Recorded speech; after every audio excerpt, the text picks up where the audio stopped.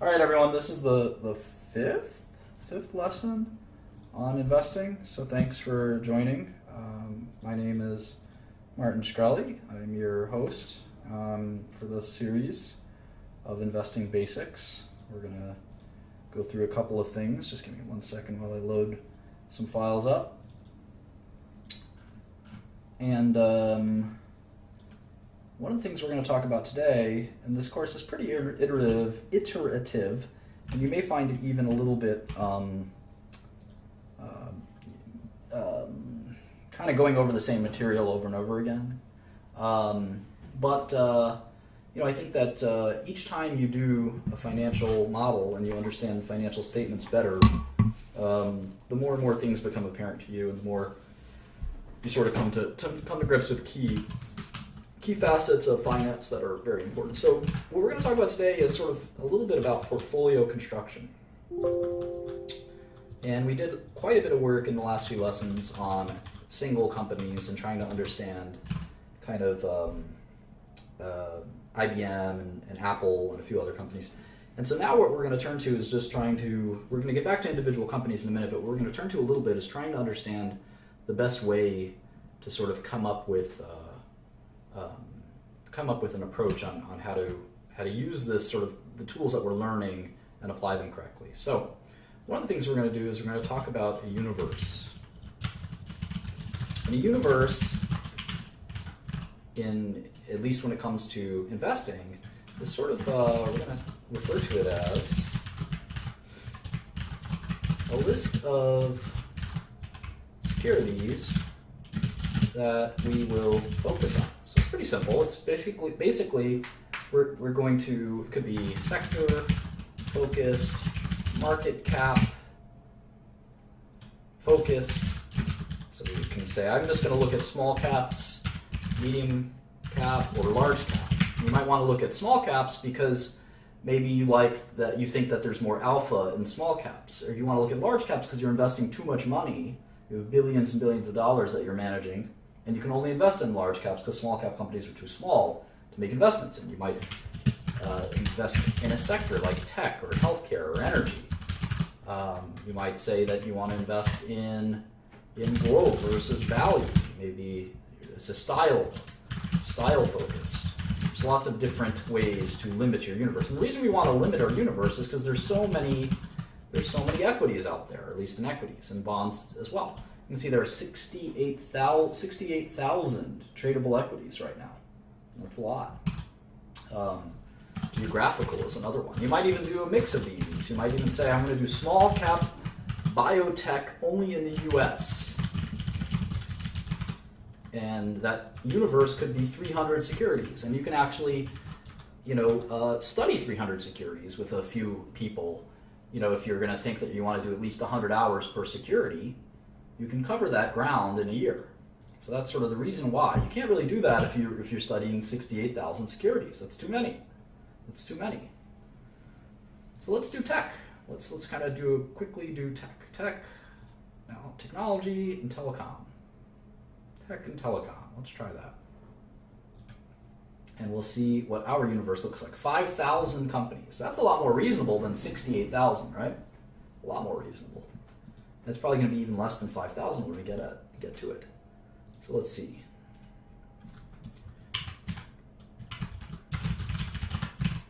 All right, here's tech. So Apple, Alphabet, which is Google, I guess, Microsoft, Facebook. Those are the 4 biggest tech companies.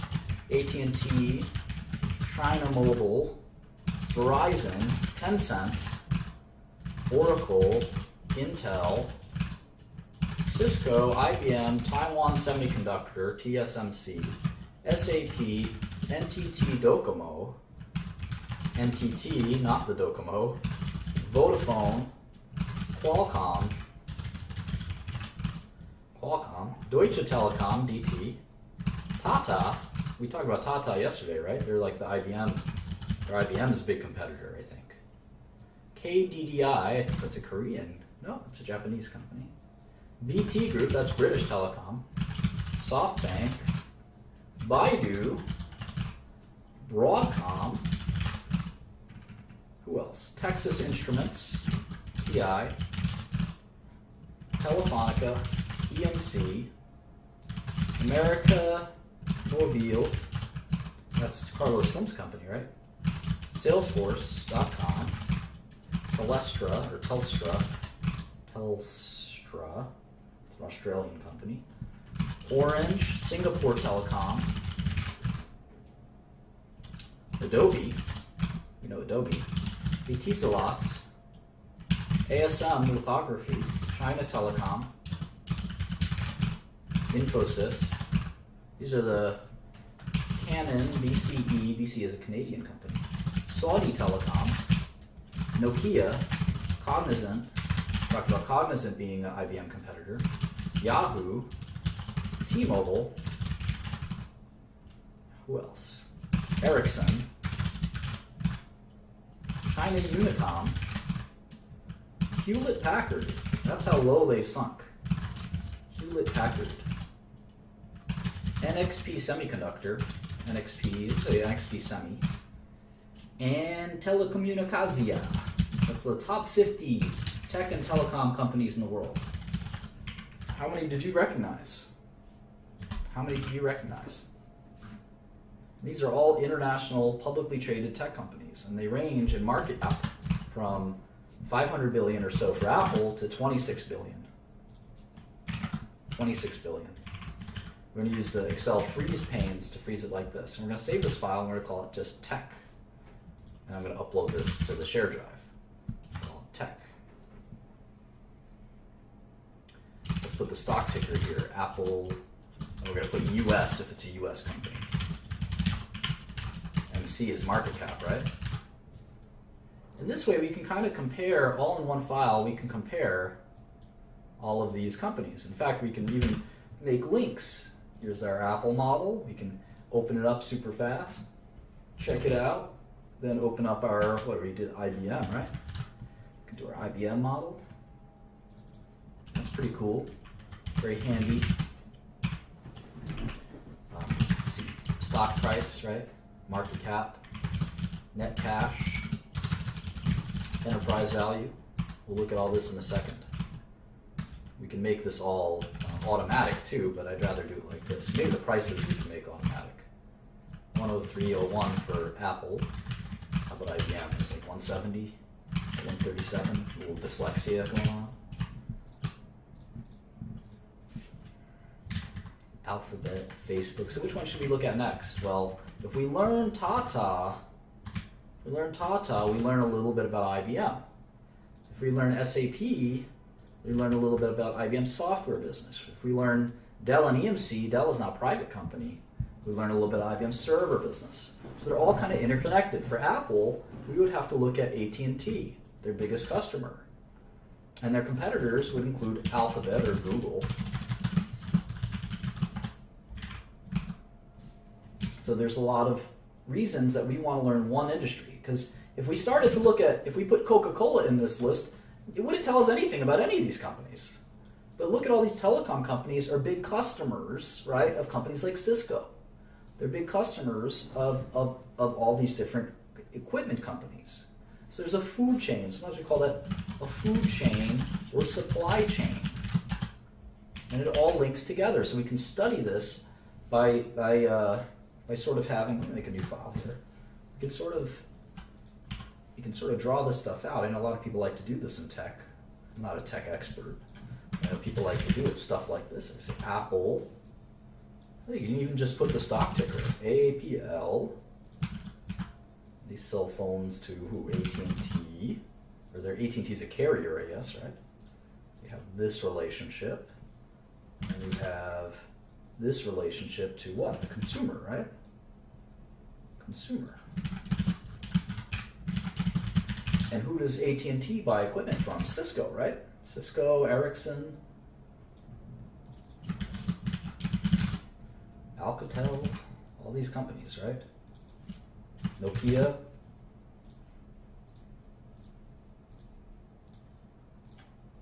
And so forth and so forth. And you want to understand how all this works.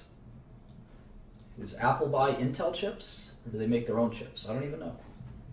We'll have to learn all of this stuff.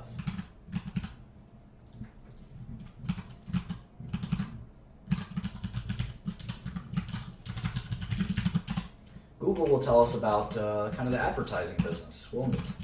Microsoft is pretty diversified themselves. Facebook and Google are arch rivals. AT&T, of course, very important to all of this.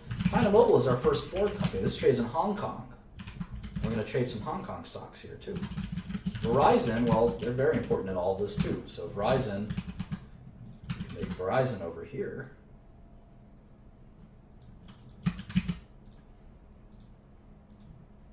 We can make this as detailed as we want, or not as detailed as we want. Maybe we make it over here. And all of these guys, by the time you're done, this thing will be indecipherable, basically, right? Let's see, this is not accurate. This is kind of goes here. So these guys are competitors, Verizon and AT&T. And they also go back to the consumer. Now, Verizon also does triple play, right? I don't think AT&T, maybe AT&T does have triple play, but I'm not sure. Verizon is a cable company too. So we'll keep doing that and getting that squared away. Tencent also doesn't trade in the U.S. It's a Hong Kong company as well, 700. The tickers in Hong Kong are numbers. You can see that. Oracle and SAP are arch rivals. Here's SAP. Intel, of course, has very little rivals at this point. Cisco, Taiwan Semiconductor, trades in Taiwan. SAP technically trades in Germany, but also trades in the US, and so forth and so forth. So Tata trades in India. So we're going to want to look at all of these companies. We're going to want to look at all of these companies because they're all interrelated. Now, obviously, some of them aren't interrelated, right? Facebook is thinking about making a phone, I've heard. But they're really, at the end of the day, just a kind of a social networking company. And you see the relative market caps are very interesting to kind of see how they stack up.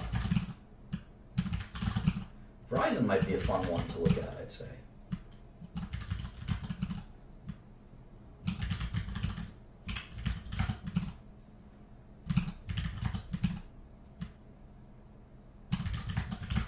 Et cetera, et cetera. Now, how about some smaller tech companies? Let's go all the way down here. Let's look for like a tiny, not tiny, but a smaller tech company. Wow, there's so many. Hundreds. How many $1 billion or above tech companies are there? 700? About 701, exactly. Crazy. Do we recognize any of these companies? Half of them are Chinese. Look at that. All these Chinese companies. Stop when we really recognize one of them. Alarm.com? No way, that's a real company. Alarm.com. ALRM. What the heck do they do? It's a $957 million company.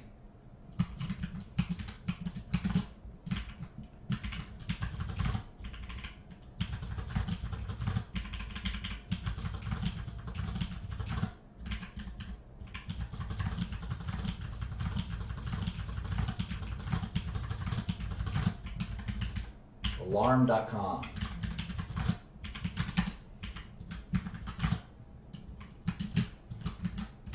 Let's check it out. Easiest way, go to their website.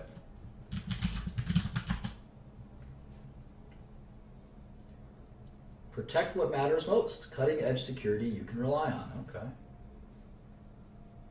Sort of sounds like a 24/7 emergency response alarm company. They basically do all kinds of monitoring and alarm devices, and they use maybe your iPhone or something. They have a thermostat for video monitoring. It's like an all-inclusive kind of company. All right, well, why don't we make a model? Why don't we look at alarm.com? Never heard of these guys. Let's look at the basic 6 things. And it's fun to look at kind of these smaller companies. They're more exciting than Apple. They're more likely to have stock prices that aren't accurately reflected by the stock market. ALRM is their stock ticker. So I can look up their stock price very easily. It's $21. This is what we would call a mid-cap or small-cap company. It's only $1 billion company.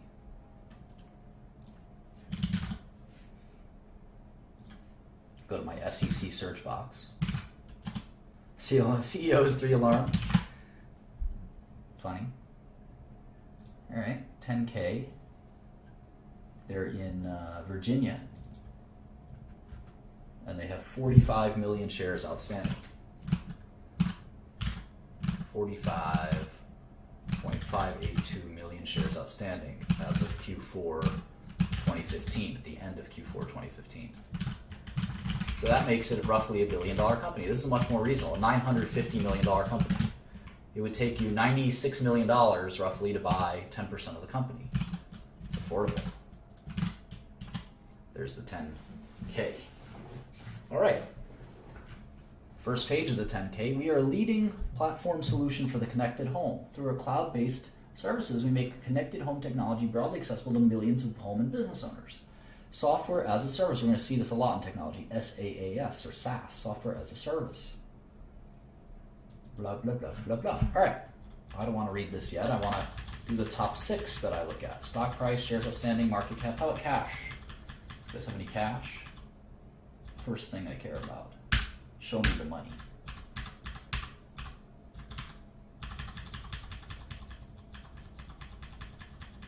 So this is kind of a software company, not really an alarm company. Let's see, cash, 128 million. All right. Young Metro has more cash than that. Accounts receivable, inventory, OCA, TCA, PP&E, intangibles, goodwill. Okay, that's it, 128 million in cash. How about some debt? 6.7 million I spy. That's really it. No debt other than that $7 million. So an $800 million enterprise value. This company on a cash and debt-free basis is worth about $800 million. I wonder if they make money. Just take a quick glance at that. Oh yeah, sure. 200 million in revenue. Holy smokes. Holy smokes. Only 20 million in net income though, or operating income. Cost of revenue, so 130 minus, yeah. All right, cool. Let's make the model.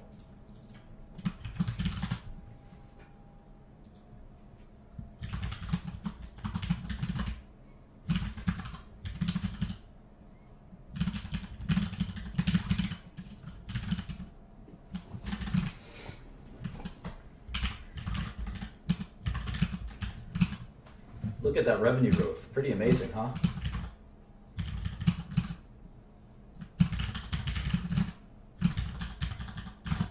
Fast revenue growth.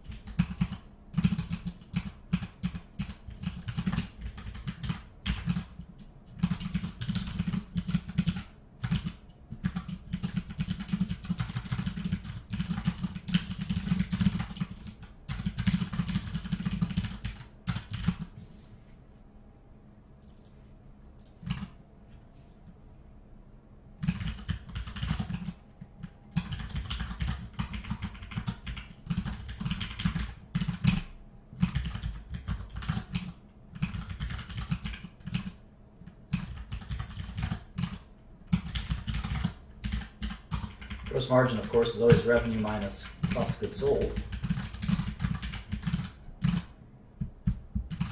Cool.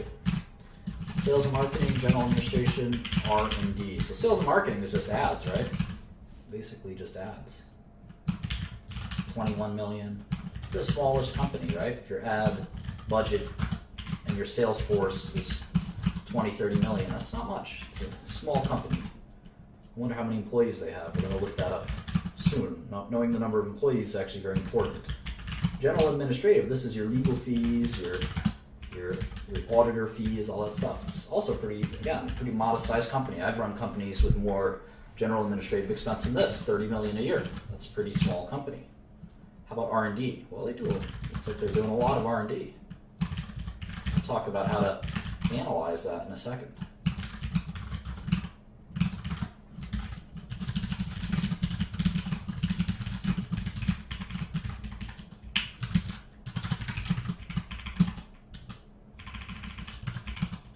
You can see their operating income has been rising. It's about 25 million a year.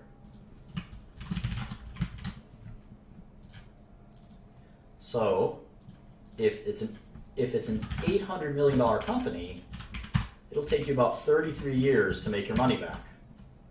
It's enterprise value to the earnings. Let's go back to our list here. So let's see, the market cap, let's see, what's the stock price? It's $21. The market cap is the stock price multiplied by the shares outstanding, which in this case is 46 million or so.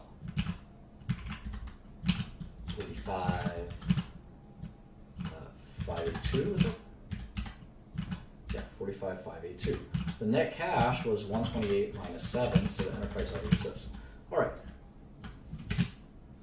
So now, if we do 2016 earnings, 2016 earnings, we're expecting let's say we're expecting 30 million, more than last year. A little bit more than last year. Well, we can say that the 2016 ratio of enterprise value to earnings is 27 times, or 28 times earnings. So it would take you 28, if you bought this company at this price, it would take you 28 years of the same number to get your money back. Now, revenue is going up so fast that in 2017, maybe in 2017, they'll make $35 million. So what's the multiple if you focus on that? It's only 24 times earnings. So let's look at it for Facebook, and let's look at it for Apple. How much net cash does Apple have? And let's look at it for IBM, I should say, not Facebook. All right, well, Apple has 5545 shares outstanding. 5545. And the net cash is 152,776. So their enterprise value is 418. And we could just take what Wall Street is saying for 2016 and 2017. You can do this in Yahoo Finance too. They have this on Yahoo Finance. You do it like this.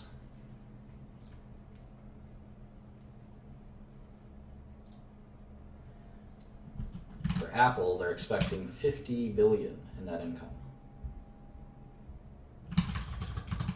for 2016 and 53 billion for 2017. So for Apple, it would only take how many years to get your money back? 8. So why would you pay 24 times 1 year of earnings when you can buy Apple for 8 times 1 year of earnings? How about IBM?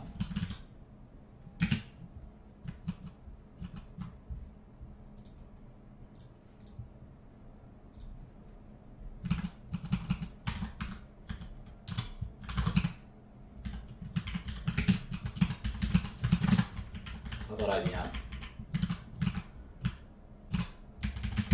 IBM is negative net cash, right? Negative 31,695.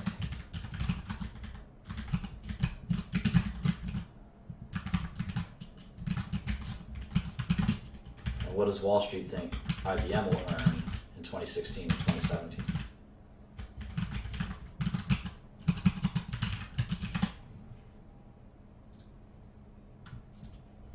$12,770,000,000 and $13 billion. So So IBM is technically cheaper.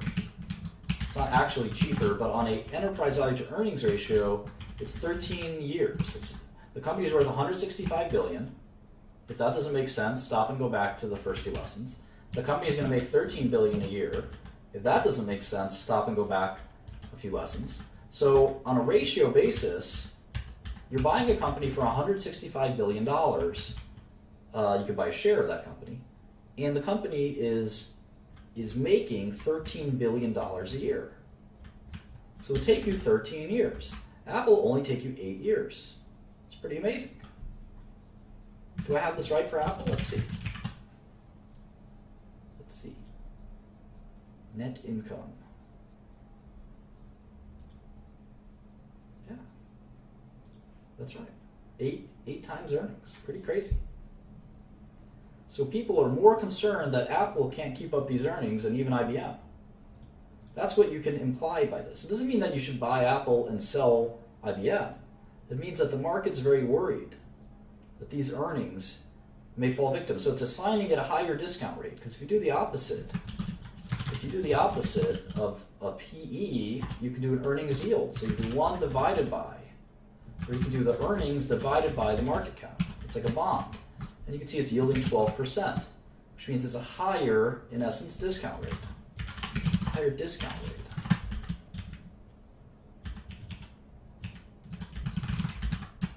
IBM comparatively is yielding 8%. So people think the risk of Apple is much higher than the risk of IBM. Does that make sense? What about Alarm.com? It's yielding 4%. It means people are really expecting Alarm.com to grow quite a bit. That's the way I interpret that. It's a very high growth project. Now, I think the discount rate of Alarm.com is riskier. The discount rate to the cash flows is riskier. But the reason investors are willing to bid so much for Alarm.com is because their earnings are growing so quickly.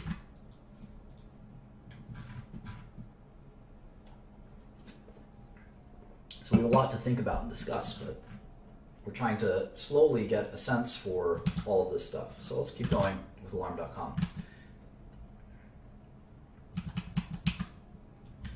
Why investors will pay so much for growth companies is something we'll talk quite a bit about, and it is a rational thing.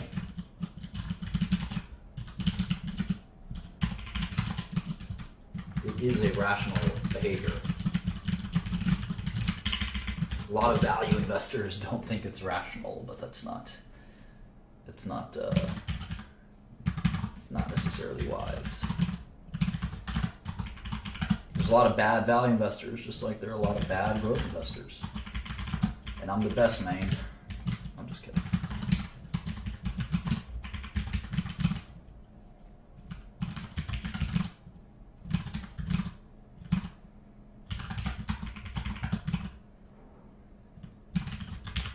So one of the things you might notice is that my numbers don't match up to their numbers, and I want to talk about that as soon as I finish. And this is how you pick up lots of little things along the way. This is not a class like any other in that we can give you a definitive lesson plan. We kind of have to learn by doing, and by doing we're explaining. And each successive company we do, we've sort of mastered an elementary part of the last time. We're added a new advanced part. Like we might actually do the cash flow statement this time. So I have the following three numbers for net income. I have this company, Alarm.com. They made $8 million in 2013. They made $17 million in 2014 and $18 million in 2015. So I actually have to adjust these. So let's say they'll make 20 and 25. All right, but the 10K has different numbers. Let's close out IBM. The 10K says that they made 4, 13, and 12. 4, 13, and 12. And I have them making 8, 17, and 18. Why? Well, if you noticed, and you watched very carefully, I'd be very impressed if you picked it up, I did not include this line. Amortization and depreciation. Does anyone know why? Who's the smart person? Who's the smart person that knows why?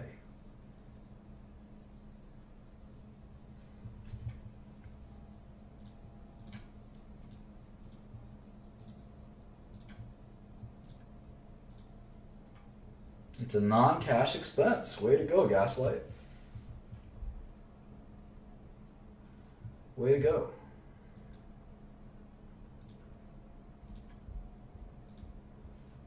Excellent. You guys are, wow, you guys are really good, huh? God damn, look at there's like 100 people know the answer. I'm so impressed. I got to be more advanced than this. Yeah, it's a non-cash expense. Now, it does mean something. It does mean something. But for my purposes, I'm going to exclude it. So I want to know what the real operating, I want to really understand the operating success of this company. You guys are really good. I'm proud. I don't know if I taught you that or you already know it. Either way.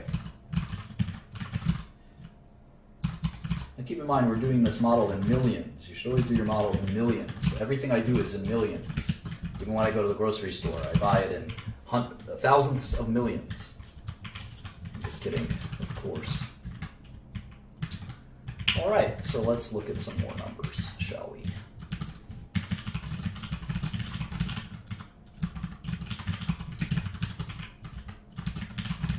Some of you are fast students, I'll say that. How about margins? Let's do revenue growth. These are the kind of the two metrics they always want to look at for any company. Revenue growth and gross margins. Get my microphone a little closer to me here. Move the keyboard away a little bit. Revenue growth. 25% revenue growth, very high revenue growth. We're not doing the blab anymore. It's no co-host worthy. I wish Akil would do it. Akil would be worthy. Margins have been declining. Interesting. Interesting. Oh, I got the wrong thing for margins. There it is. I was going to say, these are low margins for a software company. Margins have been growing. And you see that in a software company, you have pretty nice margins, 60% gross margin. Drugs are about 80, 90% gross margin. And this isn't even a full-blown software company. They have some hardware too here. The software margins have got to be really good. In fact, we can calculate that out. Software as a service gross margin, it's going to be kind of a complicated formula. Let's see. SaaS revenue minus SaaS COGS is SaaS gross profit divided by SaaS revenue. 80% gross margin on software. Well, software is easy. You just hire some programmers, right? There's no goods. It's all digital. So the cost of goods sold is just your programming costs. Pretty neat. I like to write adjust, by the way. Write adjust everything. If you guys ever make my models for me, and maybe I'll pay you money to do that, if you're my employee, you have to write adjust everything. I think that's best because the numbers add up like they would add up in addition. If you make them left adjust or center, they don't look as good. That's why all of these numbers are right adjusted as well. That's how they're made. All right, so let's go to the queue real quick. And I'm wondering, these 13G filings are, remember, for owners who own more than 5% of the company. These are the big dogs. These are the big ballas. That's a technical term. Let me write that down for you. When you file a 13G filing, 13G or 13D filing, you are a big balla. So let's see who owns this company. ABS Capital Partners,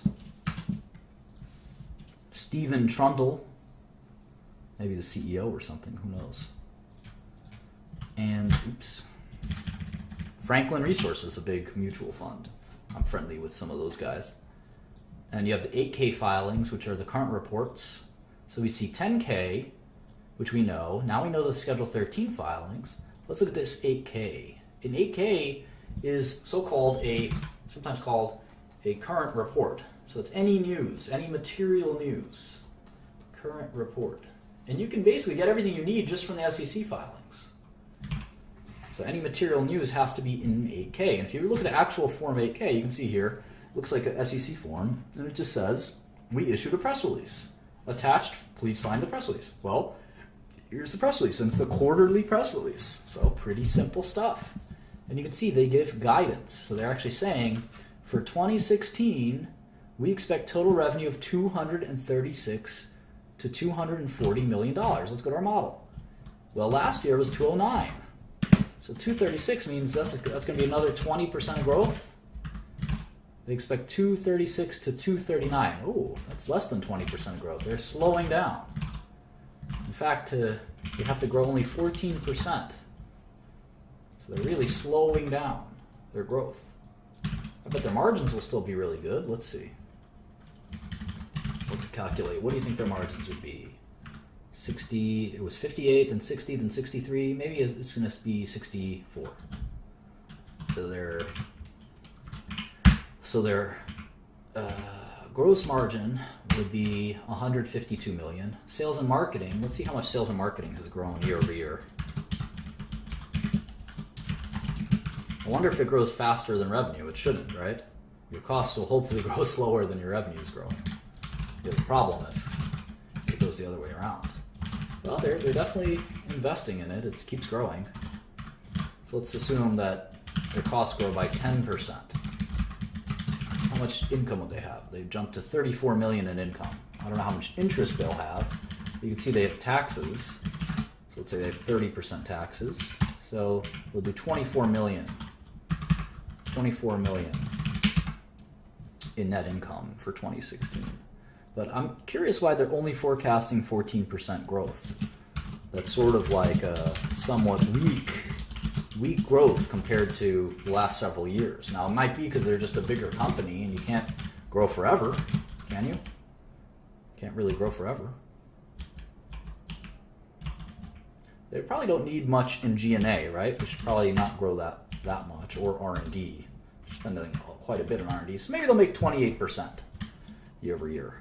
And if you look at net income year over year, it's kind of interesting. If you have 14% growth in net income, how much growth should you have in 14% growth in revenue, how much growth should you have in net income?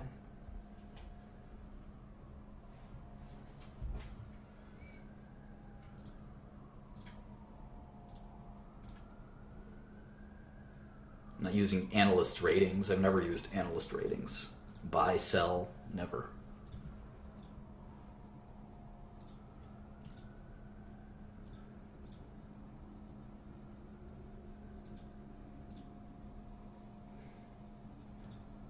Yeah, it depends on expenses. It should be higher, hopefully, than 14%.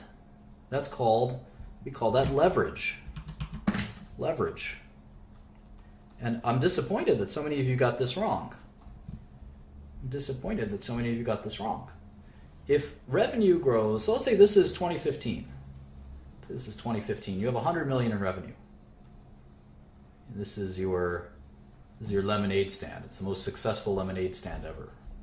I used to give more kind of provocative examples, but I think because these lessons are being recorded, I'm going to keep it very tame. This is a lemonade stand, and you sell the best lemonade possible. And you have 100 million in revenue, and you have 50 million in costs: sugar, lemons, I don't know, ads. It's a very simple income statement. Very simple income statement. You have Phil Kobe's here, so you have 50 million in profit.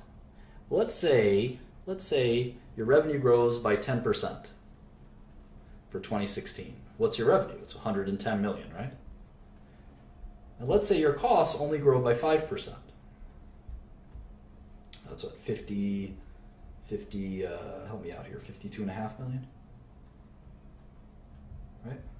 So what's your profit? It's 57.5, right? Or it's more than that, it's 67.5. I need a calculator, hang on.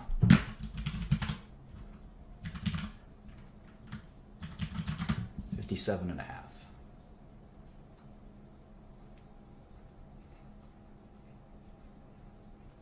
So what is the percentage increase? It's more than 10%. We call that operating leverage. What if the costs grew the same amount? Would X equal 10%? Let's see. Change this to 10%. We change this to 55, right?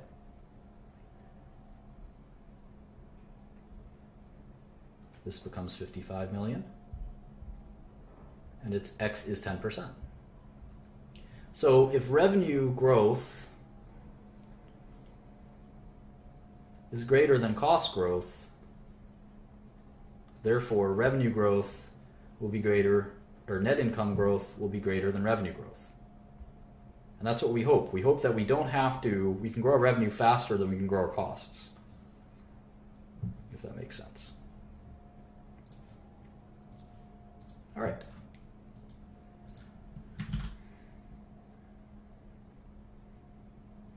Yeah, variable cost, fixed cost, it's a good question. You can have a variable cost, but there still has to, it's a necessary cost. Anyway, let's get to the 10Q. Or at least we have the press release for the Q4 results. So let's pop those in real quick. Let's pop those in.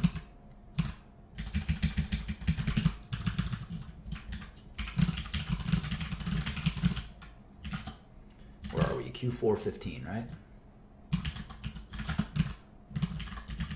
Maybe we can do it like this.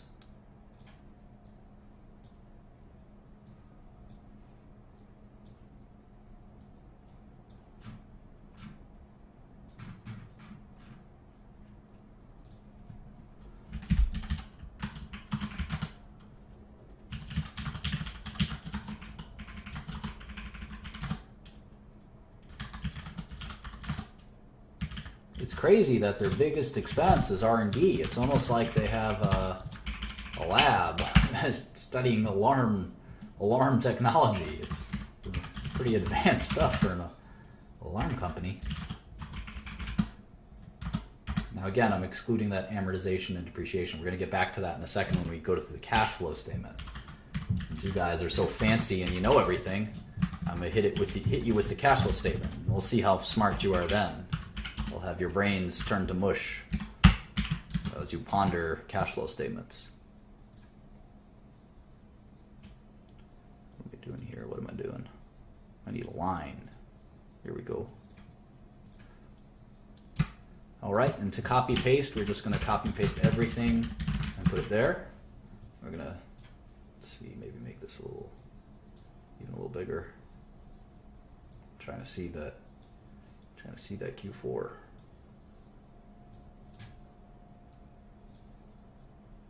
Of last year. There it is.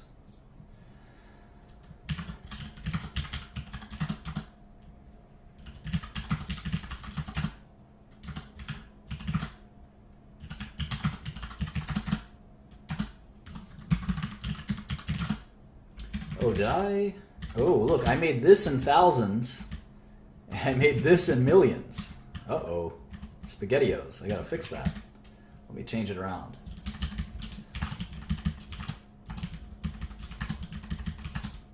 Like I said, only deal in millions. Apparently I dealt in thousands just there.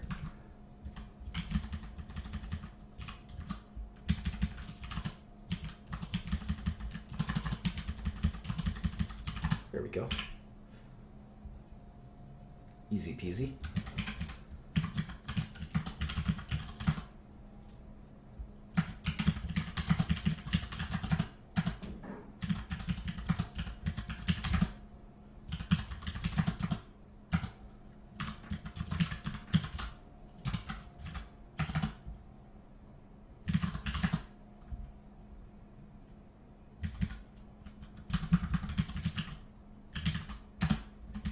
All right. I wonder how much revenue grew in Q4 year over year. 25%. So why would they tell us that 2016 is only going to grow 14%? Maybe they're being very conservative. Some companies like to do that. I always just like to tell investors the truth. This is how I feel. I might be off up, I might be off down, but that's how I feel. Look how fast their costs are growing. Costs are growing faster than their revenue. Crazy. Madmen here. Their R&D is exploding. And that's why their net income is not growing. They actually made, even though their revenue grew by 25%, their net income fell. Crazy. These guys are really investing in their business. They may be just overspending. You never know. That's why you have to judge management and see if they're making smart investments. All right, let's go to 10Q for Q3. We're pretty slow here. We gotta pick it up. And again, it's pretty good because you can just copy and paste these formulas.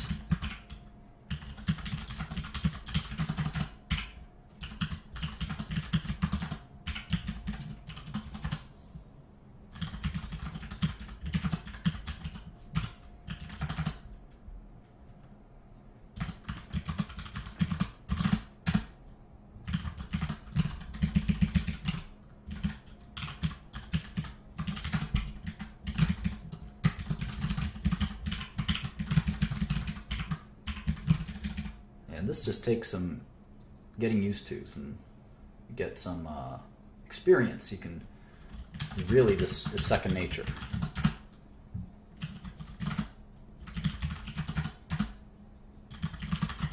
And that's why you have to practice. I mean, there's no two ways about it. You got to do hundreds of these, and then you really start to learn. You got a sixth sense about business. And this is all free. You can sit here and model companies all day long. All day long. That's what I do. All day long. You get a sixth sense about business. You really do. You just got to focus on one industry, because you learn a lot by learning each of these companies. Like if we thought that there were too much R&D expenses here, we could go to Alarm.com CEO and say, you know what, I look at every other software as a service company, and they don't spend as much on R&D. You guys are wasting money. But you can't do that if you're covering beverage stocks and software stocks. You don't have any credibility. And it's important to have some credibility. At least that's my strategy. There's other people that like being diverse in sectors, and they call themselves generalist investors. I don't quite trust that. And you know what happens when Young Metro doesn't trust you. This company just went public. I can tell because they only had 3 million shares outstanding, and that jumped to 50 million shares. That usually happens just before you go public with an IPO. If Young Metro don't trust me.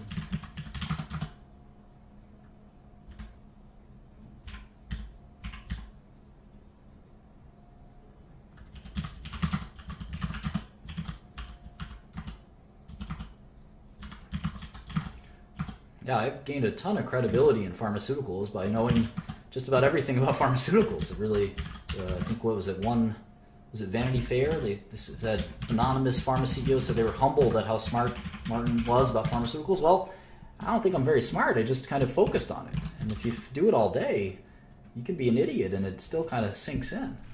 See, these guys don't have that many 10Qs because they've only been public for so long, so they never filed a Q1 10Q. Isn't that cool?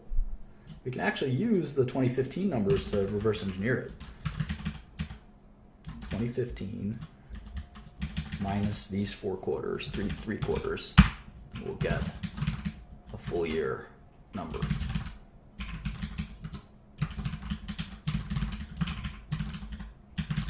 So it's not that hard. You just have to be really excited about what you're doing. You can imagine that this isn't very exciting to some of you, and that's fine. You weren't made to do finance. You can do something else. There's no pressure.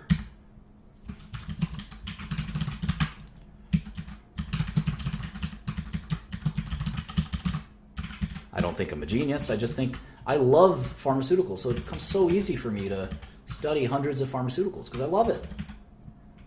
If I didn't love it, I wouldn't do it. I would hate sitting here and doing this all day. I love investing too.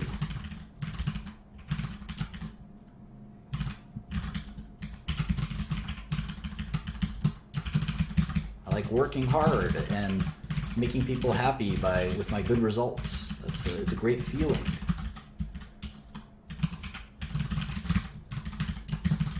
All right. So they've had these 60% margins for a long time.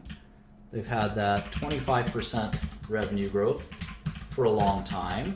And all of a sudden they're telling us, well, you should expect 14% revenue growth going forward. Why? Why? Let's see.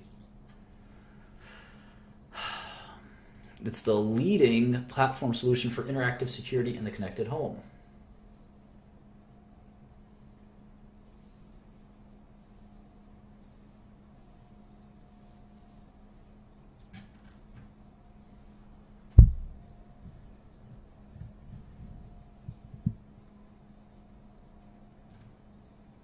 And they even gave us guidance for Q1. They said 39.4 million for Q1. 39.4 million for Q1, which is pretty similar to last quarter. That's why their revenue growth is slowing down. They know well, that's still 25% growth. So how the heck are they going to slow down that much? Just seems to me that they're being too conservative. They're being too conservative with their numbers. And I don't personally like it when companies do that. I think they should just be honest.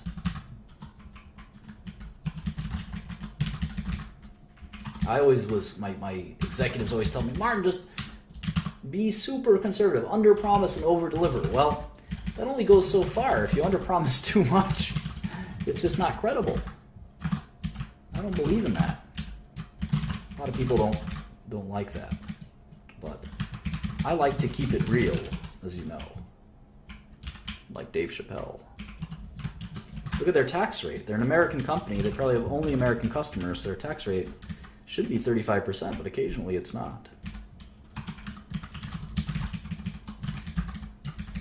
That's a big problem for a company when your tax rate is 35%. It's very hard to succeed. Maybe this will be their future. It's hard to tell. Their New Zealand market, Jesus. I wonder how many customers they have in the U.S. I wonder how many employees they have. All these things are jumping into my head. I want to know everything about this company. Here's a cash flow statement. We got cash flow, $27 million. That's more than net income. Their net income was $11 million. That's a big difference. Looks like some of it could be one-time in nature, swings in accounts receivable and things like that might swing back. We'll talk about free cash flow and stuff like that. I don't know if this is the best company to do cash flow statement on. But we got our first software as a service company, so maybe we can even put that down here as a sector. Software as a service. You're going to see a lot of these. Anyone know what the biggest software as a service company is? Who knows their software?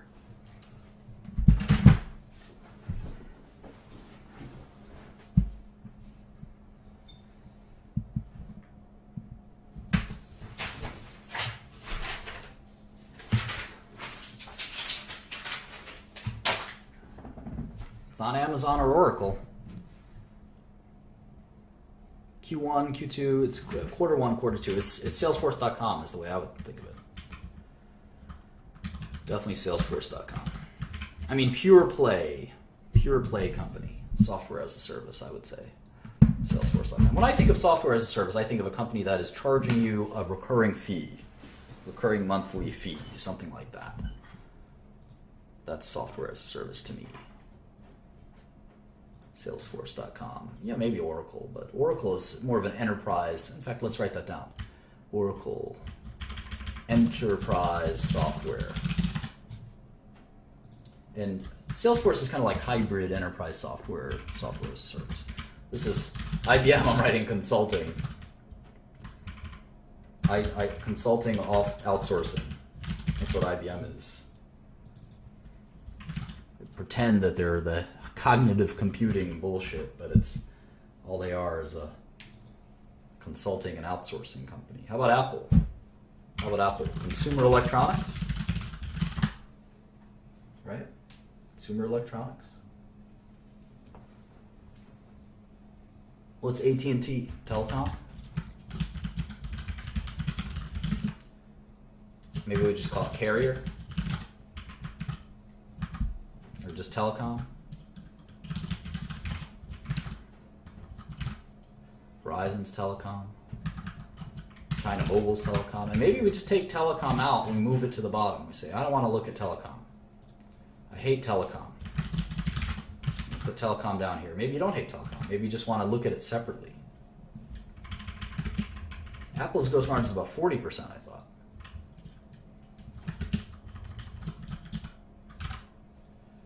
What other big telecom companies? NTT, Vodafone, these are all telecom. I don't want to look at telecom separately. It's kind of like a separate business.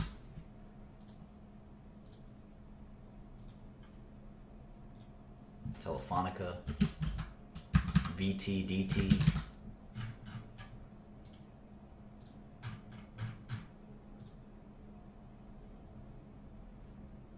What's Alphabet? What would you say Google does? What would you say Google does? Search engine.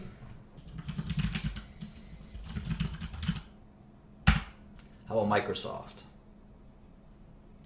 Enterprise software? Business software?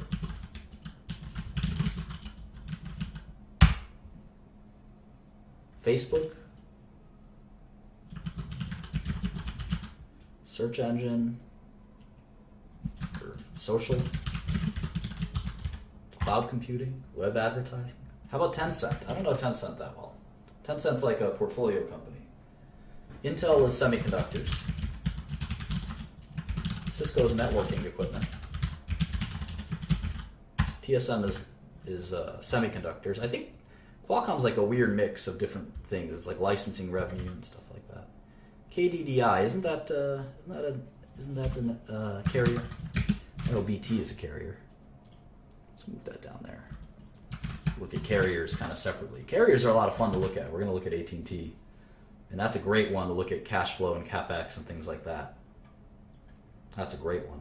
Yeah, Amazon's up here. Amazon's a retailer, I would say. Oh, maybe Amazon isn't up here. Maybe Amazon isn't. It's up to Bloomberg. Bloomberg doesn't consider Amazon a tech company, I guess. Freaking Bloomberg, huh? I don't see Amazon up here. Well, we don't have to listen to Bloomberg. We can add our own Amazon. Who asked that? Cameron? Cameron Nauer? I know you, Cameron. You're a smart cookie. You're a smart cookie. What do they call Amazon? E-commerce discretionary. And it would be the fifth biggest. It would be the fifth biggest. I'll just call that retail. E-retailer, e-commerce.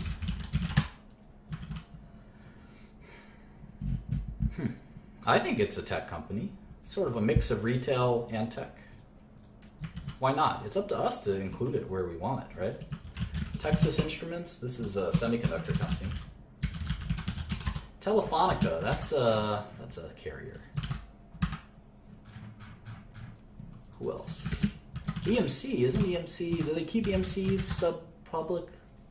And Dell owns most of that now, right? American Mobile is a carrier.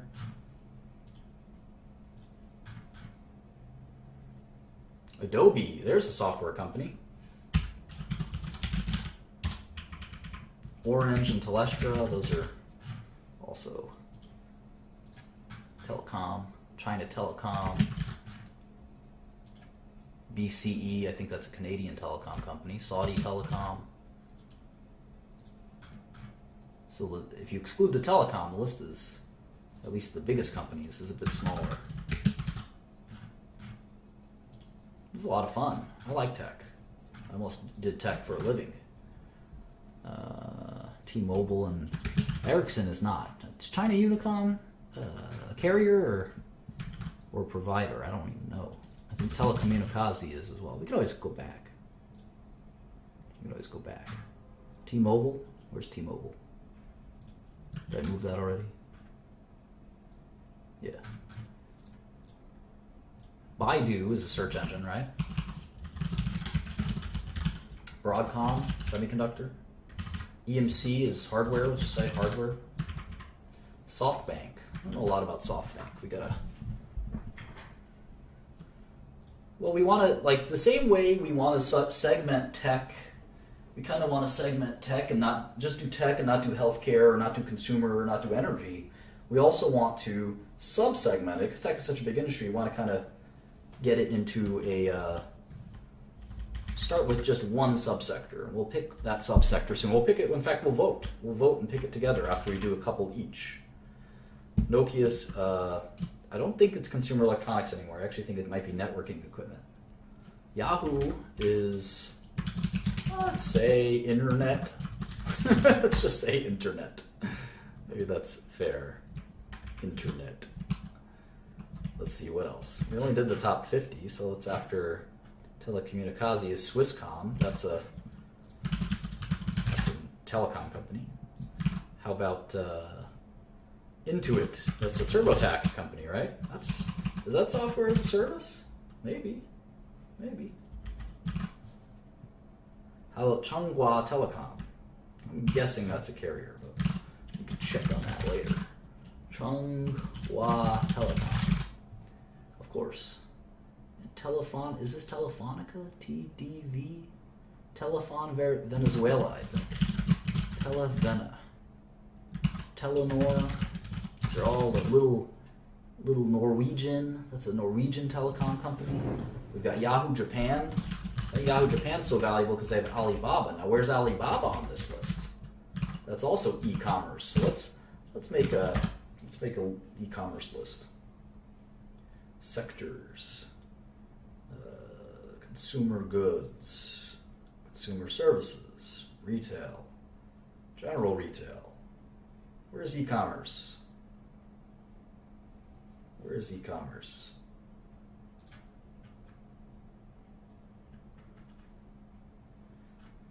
Tech.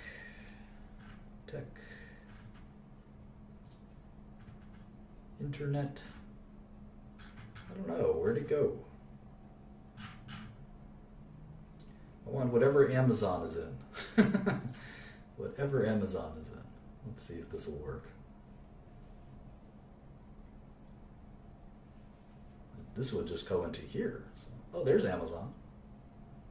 Nestle. What? Is this just every company? What is going on?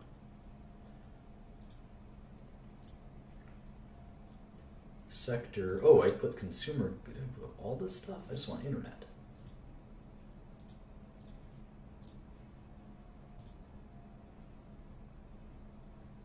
See, Amazon is not in here. That is annoying. Let's see if we can do it a different way.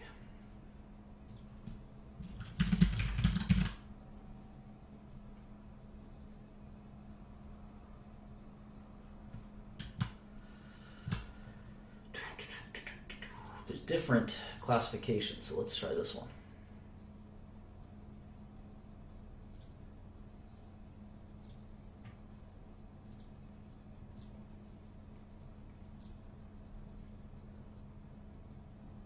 Nope. Oh, we'll move that. There we go. Amazon and Alibaba and JD.com and eBay. Right, so we got Amazon, which we already put down. Alibaba is 178 billion. Alibaba, which is Baba, actually 179. A little bigger than Amazon. All right, let's go back to here.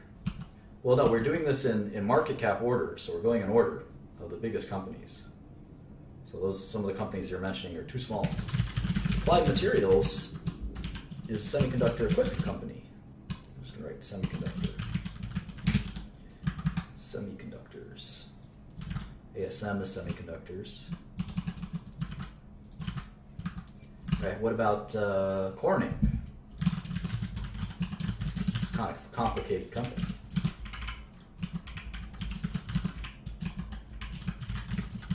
Well, NXP Semiconductor is a semiconductor company. I think we're pretty confident in that. What does Hewlett-Packard even do anymore? We'll call that hardware? Poor Hewlett-Packard, huh?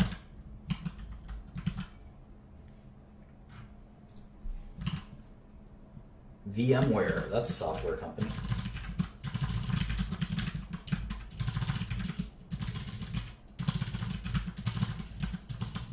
Oops, I got fat fingers today. Is that software as a service? I don't know. Enterprise software, security software? Telia Sonera, that's and Telecom Italia, those are both carriers, I think. These foreign carriers are very interesting stocks, I must say. ARM Holdings, I think that's a semiconductor company.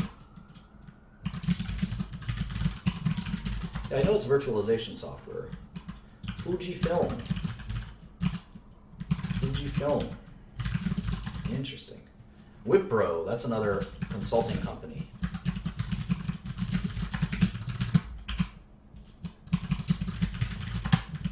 I know Wipro. What's Bharti Airtel? Bharti Airtel, I think that's a carrier in India. RT Airtel. Hynix, that's a semiconductor company. SK Hynix, Korean. Korean stock tickers have 6 numbers in them. But the 00 I think is not necessary. Semiconductors.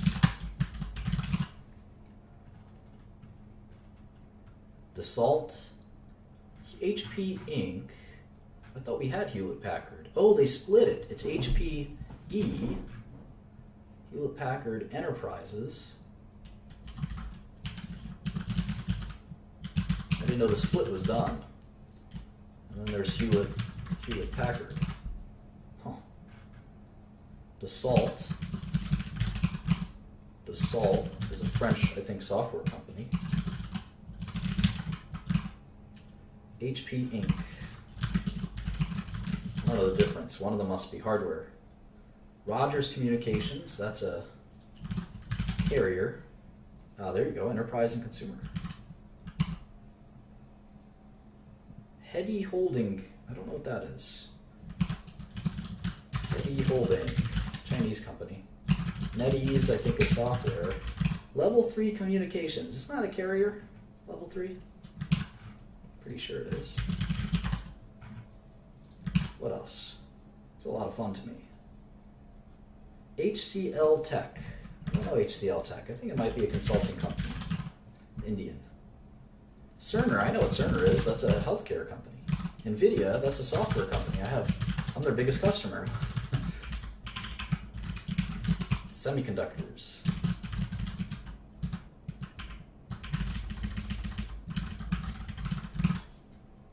It's NVIDIA's, how big is NVIDIA? 17 billion. 17,500. Let's take alarm.com and pull it down where it belongs.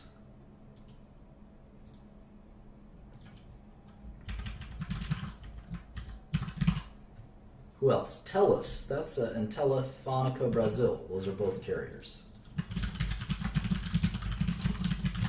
Okay. I'll upload this file to the share drive. You guys can't spot the share drive. The mods will tell you where it is. Analog Devices is a semiconductor company. I know those guys. Analog Semiconductors. Maybe we'll look at semiconductors. I like those. CenturyLink. I don't know what CenturyLink is. Is that a carrier? Sounds like a carrier. MTN Group. Some of these are nondescript. Huh? Altice? What's Altice? Naver Corp? God, we're really getting into... KPN is a carrier. I know that. KPN is a carrier. We're just going in order here. Market cap order. Telefonica Deutsche.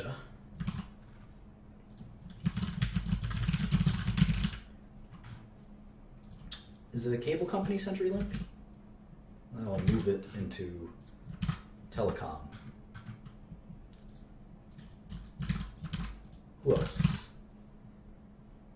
Checkpoint Software. Those guys are security software, right?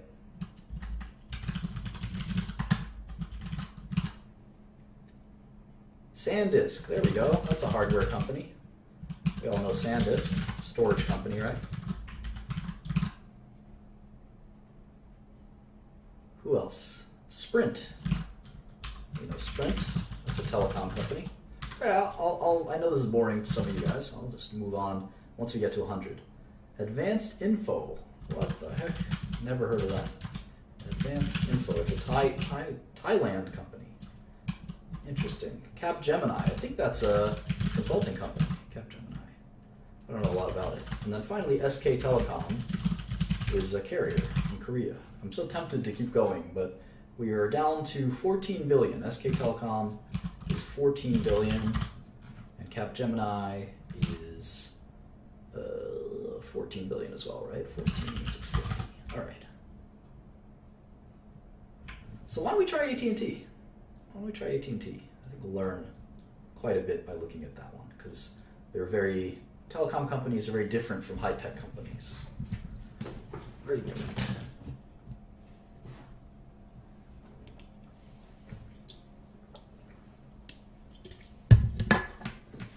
All right, let's make a new model.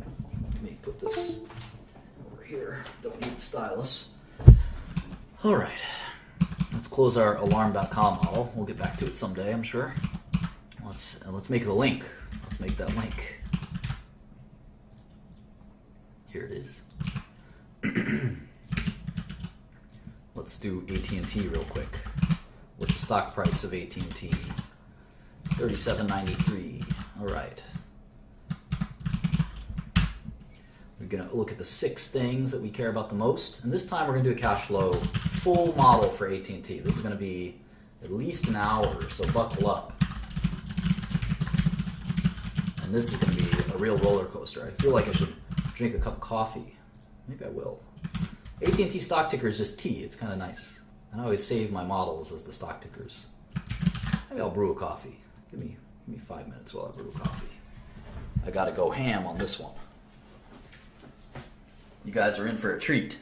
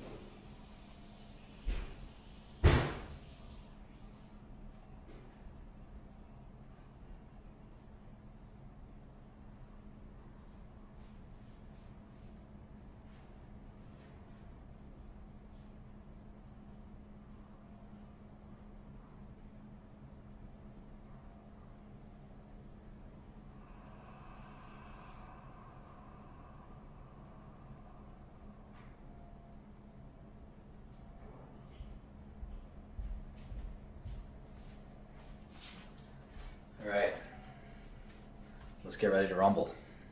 I'm gonna need this stylus because I'm gonna teach you guys all about some serious business in a minute. All right, we're still on the SEC website, which is helpful. We're just gonna type T for AT&T. Their most recent 10K. Most of corporate America has filed 10Ks recently. All right.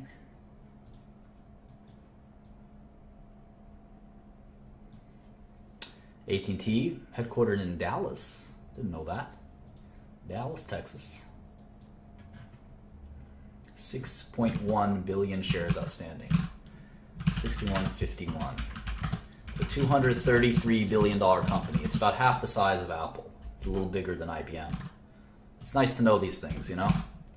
Who's the bigger company? If someone says, oh, AT&T is much bigger than Apple. No. Not true. AT&T is half the size of Apple. All right, so I'm going to go to our handy-dandy comparables, and I'm going to put down AT&T stock price, multiplied by 61.51. There it is. All right, how much cash do these bad boys have? Well, they're like any other company. They have 2 parts to the annual report. So you got to click here. Let's look for that balance sheet. My eyes can just spot the structure of a balance sheet even though I'm scrolling like this. I immediately see it. You too will develop this sixth sense. All right, cash, 51.21, $5 billion in cash for AT&T. Accounts receivable, prepaids, other current, et cetera, et cetera, et cetera. Investments in equity affiliates. I'll count that. Why not? YOLO. So they have $6.7 billion in cash. How about debt? Holy smokes. Look at this. Long-term debt, $118 billion. $118 billion. They have $7 billion in cash and $118 billion in debt. So the enterprise value is a whopping $345 billion. Debt maturing within a year is another $7 billion. So AT&T is the most debt that we've ever seen in a company. The most debt we've ever seen. And they even have this pension debt, which is $34 billion, which is quite a bit. Quite a bit. I wouldn't underestimate that. Pretty important.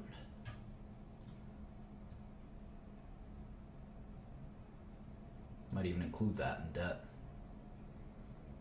So why do they have so much debt? Well, you're going to find this a lot in telecom. You're going to find this a lot in telecom. Telecom companies have such dependable income that they can kind of leverage. They can leverage with debt, but it can be tricky as well. We'll talk more and more about this. But no, it's not about size. Look at Apple. Apple has huge net cash. It's really more about kind of investment style, I guess. Yeah, the direct TV acquisition would certainly contribute to that. See, even IBM has modest leverage compared to AT&T.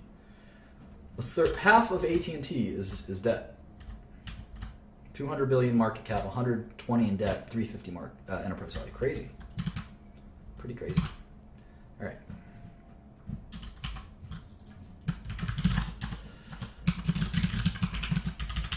First quarter, second, third, and fourth quarter of 2014. Same thing for 2015. The year is divided into 4 parts. We call them quarters, 3 months apiece. Unless someone is asking that very basic question.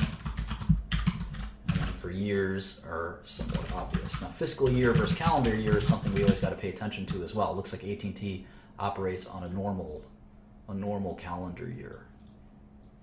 All right, let's get down to business. Let's play some dice.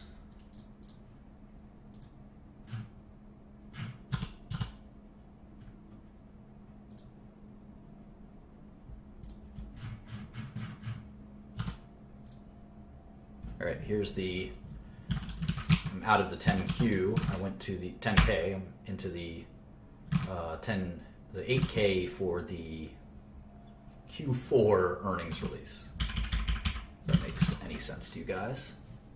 Maybe I'll just try to move it over here. All right. So here's revenue, and they have 2 different kinds of revenue. You know, all these companies have different breakdowns. They have services, and then they have equipment. So service is something like having a cell phone with AT&T. Equipment, well, you can guess what that is. Although they can also tell us in the 10K, because it's not that obvious to me.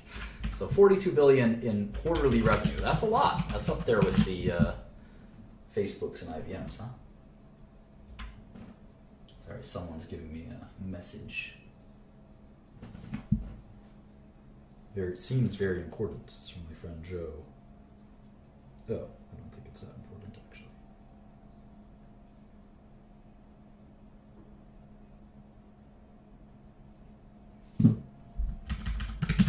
All right.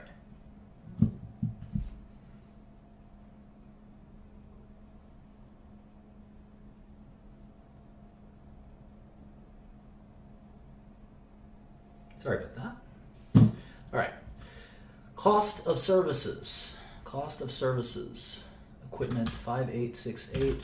Broadcast programming and operations 5645. Other 8178. SG&A 8419. And I'm going to include depreciation and amortization.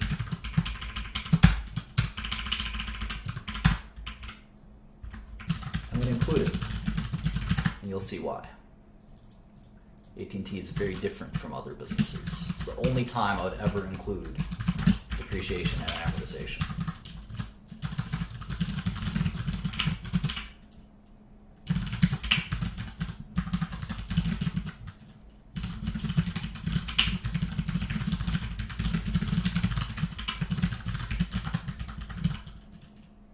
Interest expense. Look at how much interest expense they have. Or interest income. Negative 1143 plus 31 minus 113. And we should also do this loss net income attributable to non-controlling interest. What is that? What is that? This is $80 million that a non-controlling interest made. So it's not all AT&T's. So you have to take out that 80 million. So I'm going to add that to taxes.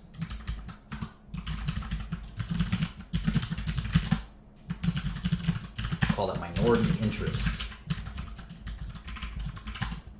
So it's $4 billion of net income in 1 quarter. So immediately I'm going to say, all right, so first I see that's it's about 10% margin. And I look at it year over year and I see that it was 34 billion last year. So that's pretty powerful growth. I'm wondering if that was due to an acquisition. It probably was. AT&T would normally grow that fast.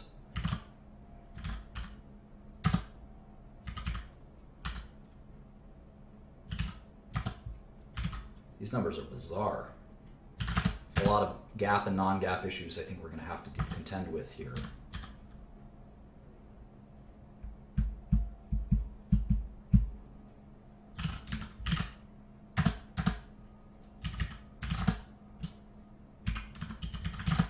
We'll talk about that in a minute.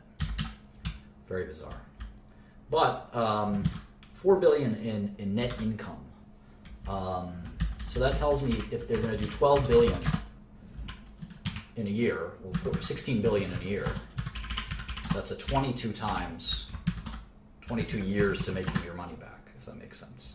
It's a crude measurement, but it's always interesting to sort of quickly get a sense for that. And we're going to slice and dice this a million ways, trust me.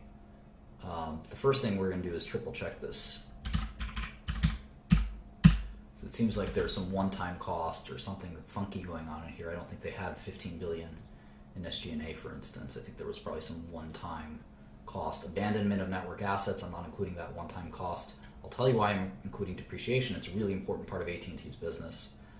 So they lost money last quarter, but I think it's probably due to accounting reasons. Other income. All right, so I want to make sure I got this right. Minus 143, equity in net income plus 31, other expense. Okay, so here it's minus 856,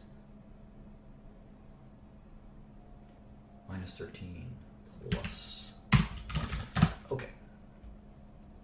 I'm pretty comfortable with this.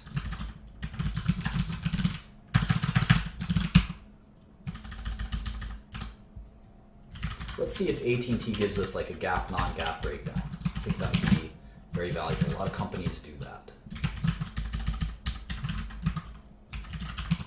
You can see they have a lot more shares outstanding in 2015. They probably issued stock to do that acquisition. This will be fascinating company to look at. Let's see if they do GAAP, non-GAAP. They definitely give us business segments, wireless, fixed, legacy voice, etc. Video entertainment. See if they give us, there's a balance sheet, cash flow statement we'll get back to. They have subscriber data. This is really important stuff. See if they do non-GAAP. Here we go, non-GAAP reconciliation. Interesting.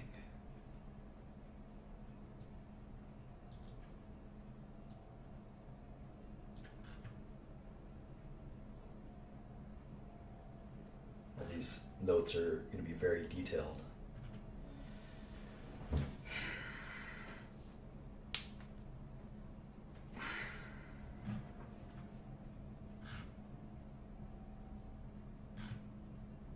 So they're telling us that our adjusted EBITDA, there's an actuarial gain or loss on a benefit plan. This is hilarious stuff. So this is going to be coming out of SG&A. So I'm going to take this SG&A, which they reported to be 14.765, and I'm going to remove 78.69 because they had a one-time cost. And then you can see all the numbers flip amazingly. So now operating income is 4.5 billion. There's another, I guess they book that actuarial gain or loss. Fascinating, huh? So we can do an EBITDA line here, earnings before interest, depreciation, and amortization. We can do that by taking operating income and adding back D&A, depreciation and amortization. Let's see how close we get. Here we get exactly the same number. It's 14,009. It's 14,009 in EBITDA. But we need their adjusted EBITDA, right? So we're going to add this whole kind of mess back in. It's all this mess. Actuarial gain. They got an actuarial gain. So we got to subtract that out. Interesting. I wonder if I wonder where it's coming out of what line. Maybe it's a separate. Maybe it's in the other line. It could be the other line. Fascinating. I've never looked at AT&T this closely before. All these other costs. We already took this one out, so we need to get to 9483. So we need 299 wireless merger integration costs. Includes other, so it's other cost of services. Just subtract from here.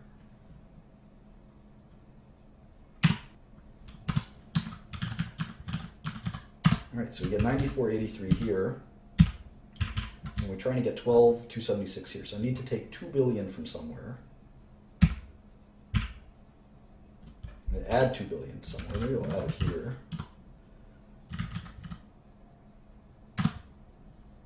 Seems like it makes sense.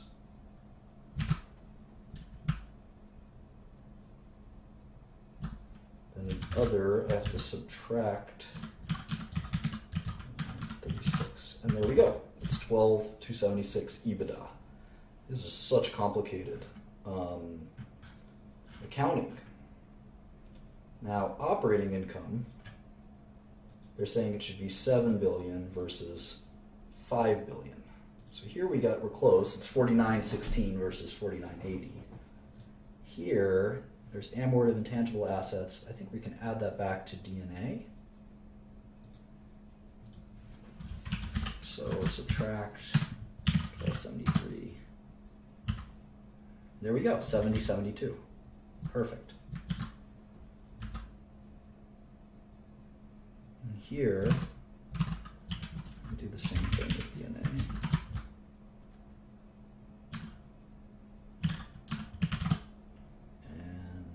Pretty close.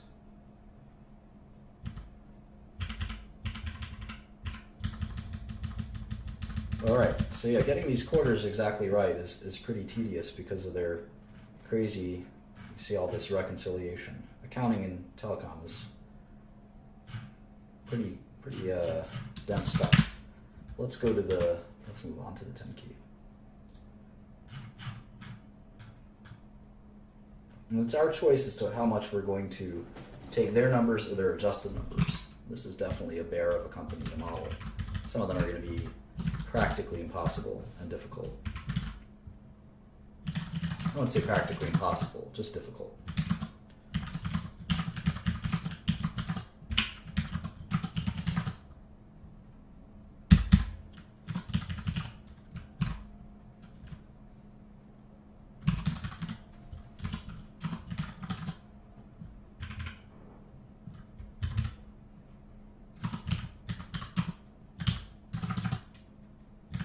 Easy if we don't do any of the reconciliations. It's like how fast we did it. So let me just not do non-GAAP. I'll just write up here kind of what we've done. I'll just do the GAAP real quick. I'll go back to do non-GAAP.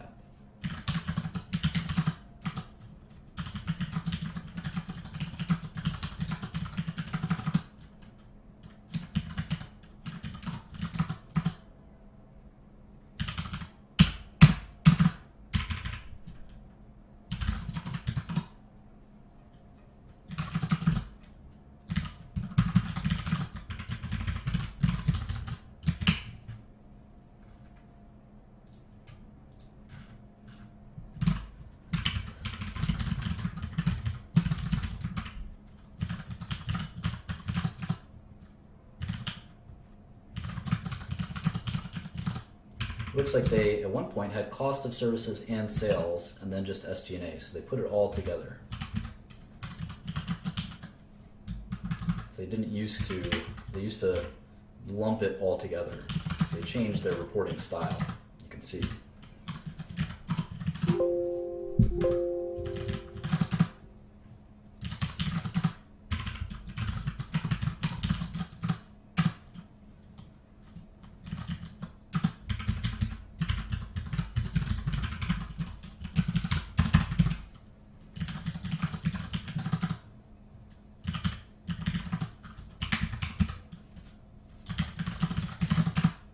More granular, that's a term you should be familiar with. Granular, more detail. Can you be more granular? A very common question in business. I do have an Instagram account, it's Martin Shkreli 15. I have one photo, which is my last home cooked meal. So it's probably an imposter.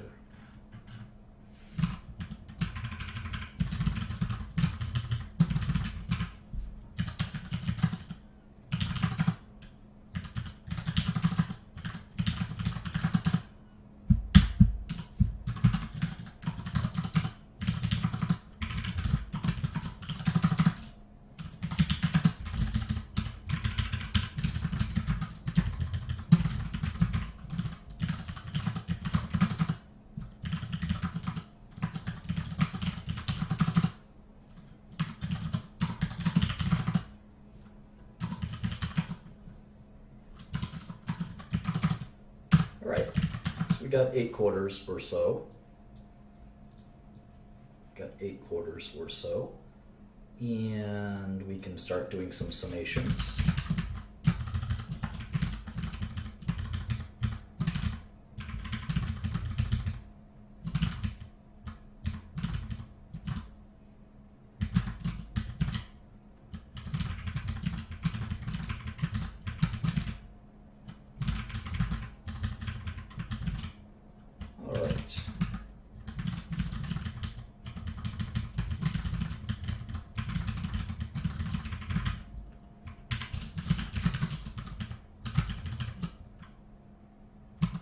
Very consistent revenue, isn't that interesting?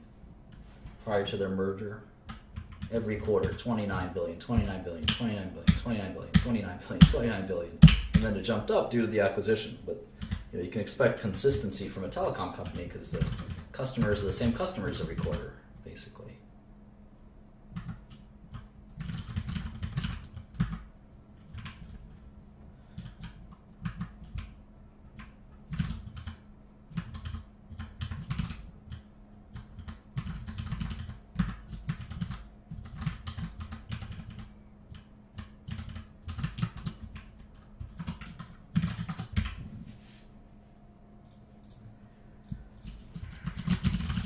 Still want to look at revenue year over year and stuff like this,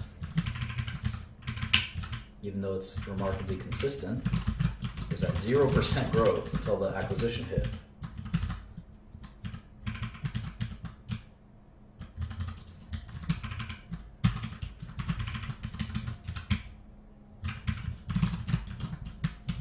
All right, now we're going to have some fun. Now that the income statement is done, we've done a bunch of income statements. Let's do the balance sheet. We've never really done a balance sheet.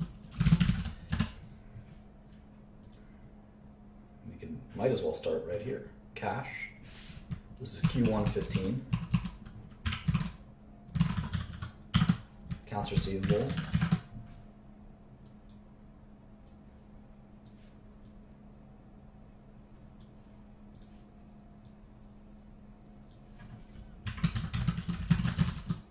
Prepaids, deferred taxes, other current assets, PP&E, intangibles, or let's say intangibles, licenses, investments, other, and total assets. Those will be our columns.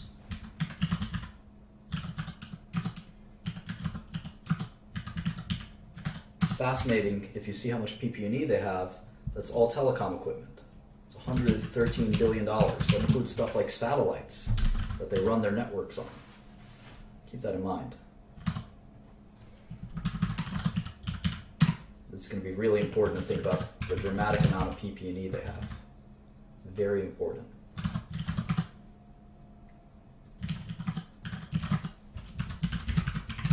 So the sum is the same as their sum, 308. Debt, 8181 plus 88272.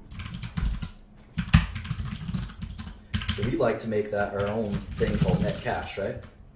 It's our version, our blend of cash minus their blend of debt.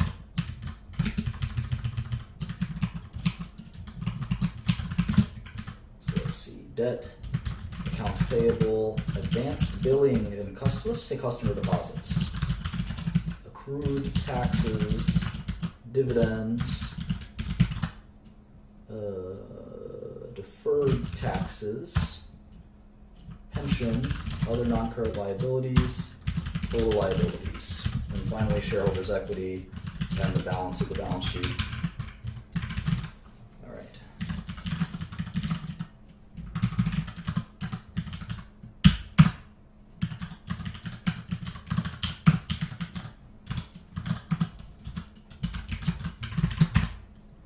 Okay, so 220 billion in liabilities, 87,104 in shareholders' equity. The two balance out to 308 billion. Now we're going to do the cash flow statement. How does the cash flow statement work? What does it look like? This is our first time. This is our first time for everything. So this is our first time looking at the cash flow statement. Make sure my date doesn't get angry.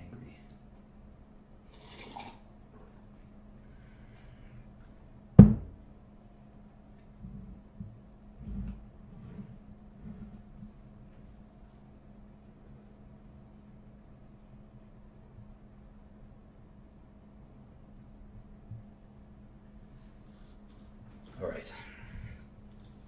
So, cash flow statement tends to, I'm using the arrows and the number pad. Anyway, the cash flow statement is an attempt to reconcile the reported GAAP net income with actual cash change.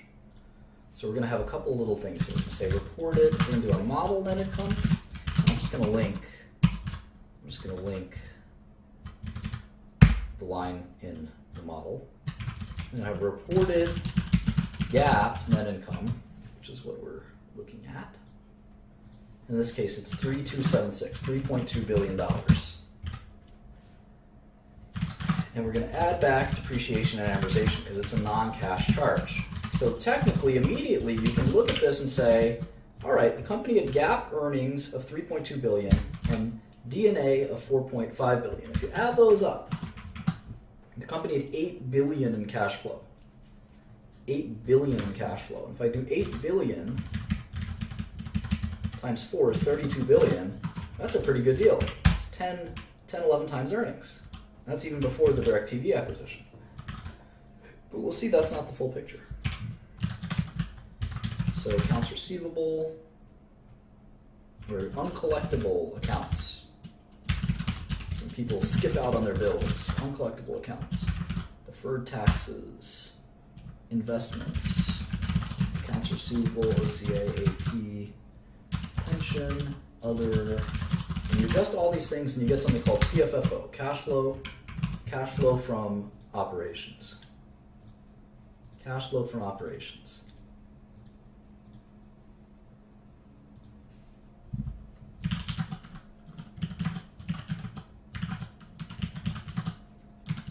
And why do we make all these adjustments for other things? It's interesting. It's an interesting story.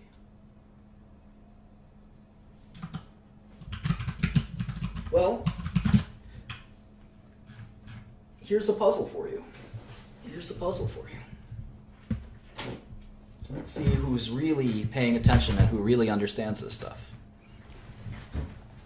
And go back to our lemonade stand.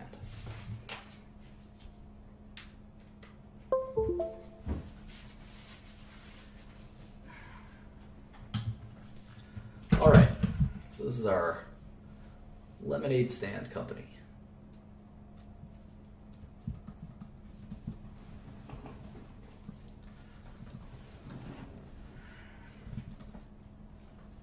And it's based in Brooklyn, New York, my hometown.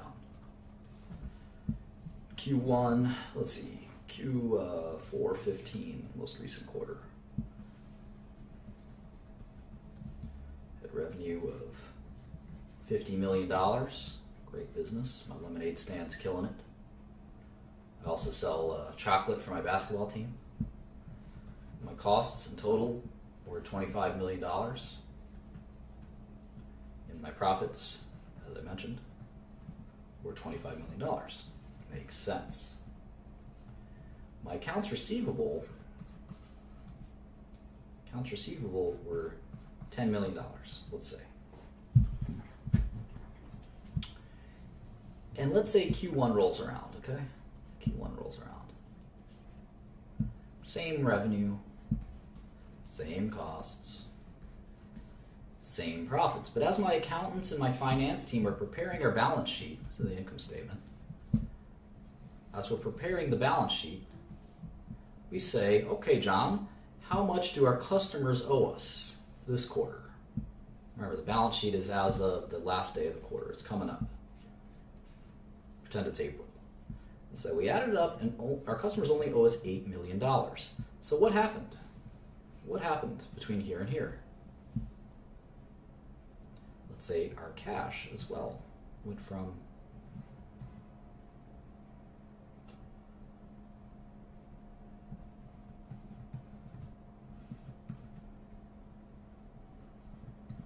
Can you tell me kind of what happened here?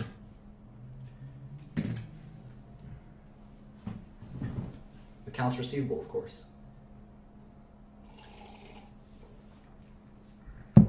Well, we had outstanding debts from our customers of 10 million. At the end of the quarter, we had outstanding debts of 8 million. We didn't lose any revenue. We made the same amount of revenue. We generated the same amount of revenue, the same amount of profit. But we got paid an extra $2 million of cash. Our cash went up from 50 million to 77 million because we had 25 million from our profits and 2 million from collecting extra collections. So what about the cash flow statement? This is interesting. Our net income, according to GAAP, was 25 million. We didn't have any depreciation and amortization. We don't have any equipment in our lemonade business. We did have a positive change in our accounts receivable balance of $2 million. That's why our cash flow from operations was actually $27 million. But every quarter is different. Sometimes, in the summer especially, we get more customers who buy on credit. So our sales maybe go up a little bit, our costs go up a little bit, our profit goes up a little bit. But our accounts receivable jumps, let's say, to 18 million. We get all the people in the hood who want to buy it on credit. How much does our cash go up? How much does our cash go up? Who's got it?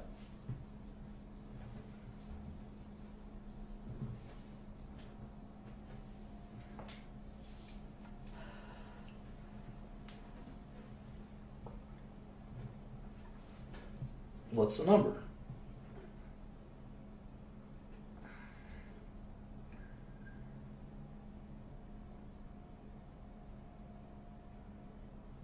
So many different answers. Crazy. Who's got the right number? What's my cash balance at the end of Q2? 97. Wow, you guys are crazy. This is the easiest question. Of course, it's 97. I made $30 million in Q2. At the end of Q1, I had 77. So that's 107 right there. But my accounts receivable grew by 10 million. So I must have not gotten paid 10 of that 30 million. That's going to be 97. Pretty easy. How about the cash flow statement? Cash flow statement is going to have net income, again, of 30 million this time. No depreciation. My accounts receivable is negative 10 million. This is the change to accounts receivable. The accounts receivable delta, change to accounts receivable. You can see it went, instead of going down by 2 million, it went up by 10 million. So my cash flow from operations is 20 million. What do you think the more accurate representation of my operations is? The cash flow statement or the income statement?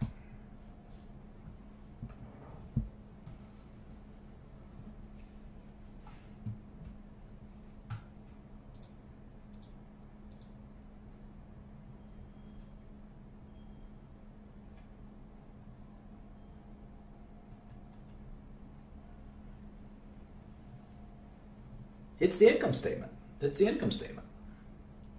Because the cash flow statement is going to be swung by this accounts receivable. My customers, they have very different ordering and payment patterns. This happens a lot. In the summer, they take on a lot of debt. By the fall, they've paid me back. It's pretty normal. This is a good, accurate representation. I make $50 million a quarter, $60 million a quarter. These are my profits. Whether people pay me back right now or later, it doesn't make a difference. It doesn't make a difference. This is what I care about. These kind of normal swings, like for instance, another one is accounts payable. Let's say my lemonade stand people, they said, we're going to order extra supplies, and my accounts payable balance goes from $5 million to $15 million back to $5 million. Well, I just made $10 million because I used all my supplies and I paid for them in Q2. I don't have to pay for them in Q3 or Q2, excuse me. I used them in Q1. But I didn't make $10 million. I just didn't spend $10 million this quarter. So this can swing a lot. This is what we call working capital. I think some of you know this. Working capital. It's normal for businesses to have changes in working capital. Accounts receivable, accounts payable, inventories. This stuff is going to swing a lot. There's a reason we like to look at the income statement, because even though it's not based on cash, it gives us a sense of the actual business. The actual business. Now, of course, the cash flow statement's there for a reason. It's not an accident. We look at the cash flow statement, it's still important. It's still important. But that's how we think about working capital. So let's look at this. Same thing with AT&T. They gave up a lot of receivables. The receivables went up this quarter, $739 million. That doesn't mean that they made or lost $739 million. It just means the receivables, the amount of money that people owe them, went up a little bit. Accounts payable went down a lot, $1.8 billion. But it's all kind of working capital. It's not called CapEx. CapEx is a little different. We're going to get to CapEx in a second. So cash flow from operations was $6.7 billion. There must be something wrong here. There must be something wrong here. Your brain should not like this. There should be some dissonance, because you'd say, hold on, the income statement, two different income statements, our income statement and the company's reported income statement are both roughly $3.2 billion. So we have two sources telling us AT&T made about $3.2 billion. Okay, fine. And we're going to use that to calculate discount rates and all that stuff. But then they're telling us that they actually generated $7 billion in cash. What happened? Why are we even looking at this income statement if it's so off? How is this possible? Well, the answer, there's three parts to the cash flow statement. There's CFFO, CFFI, and CFFF. And this is pretty complicated. And that's why we save the cash flow statement for these advanced lessons, slightly more advanced lessons. The reason's complicated. Obviously, the biggest correction in all of this is the depreciation and amortization. There's so much depreciation and amortization that the cash flow is actually way above, way above net income. If we add it up, we sum all this up, we can see why. But what does that mean? What are we depreciating exactly? What the heck is depreciation? Let's find out. Never say depreciation, by the way. It's depreciation. Depreciation and amortization.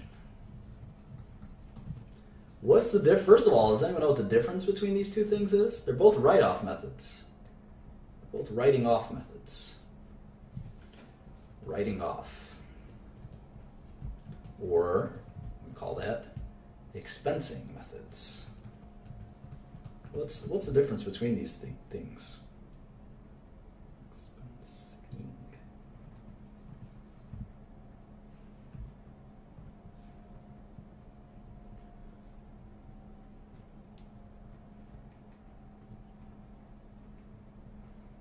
Glad I had different answers.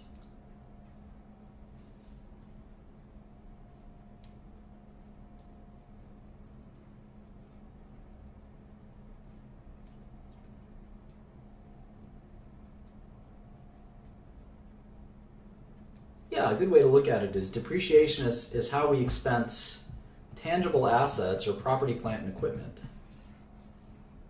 And amortization is how we expense intangibles. That's a good way to think of it. Now, what's a property, plant, or equipment? As a refresher, it's any expense which has a useful life greater than 1 year. And the rule on any expense like this is we're not going to include it in the balance sheet, in the income statement.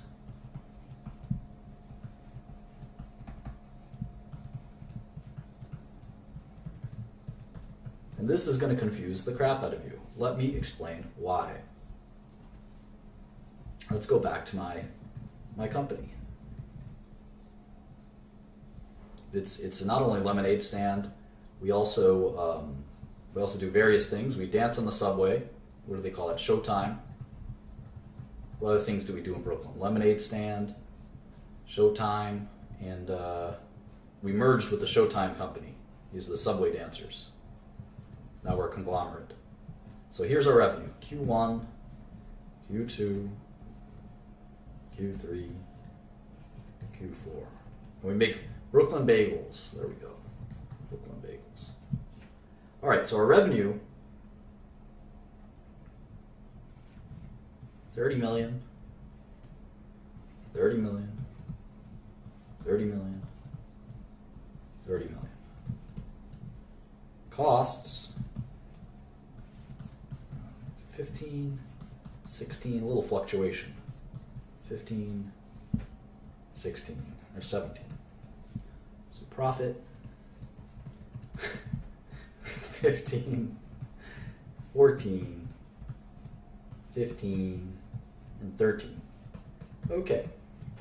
Now what if I had to buy a lemonade factory to make my lemonade? And I did that in Q2. And that lemonade factory cost me $50 million.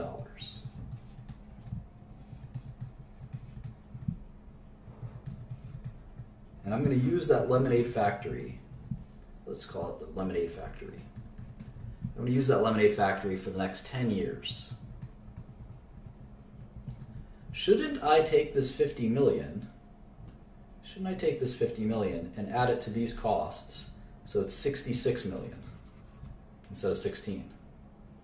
And then my net profit is actually negative 36 million. Is that right? Is that wrong? Why? Maybe someone can tell me.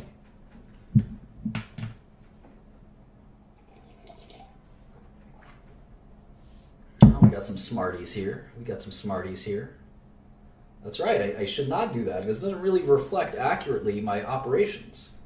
It does not reflect accurately my operations. I have to take this 50 million and expense it over time. Expense it or depreciate it over time. And how much time? Well, it's 10 years. That's 40 quarters. So 50 million divided by 40 quarters is $1,250,000 a quarter. So it should go in here. It should go in here. This should be 16.5. This should be 18.5, etc.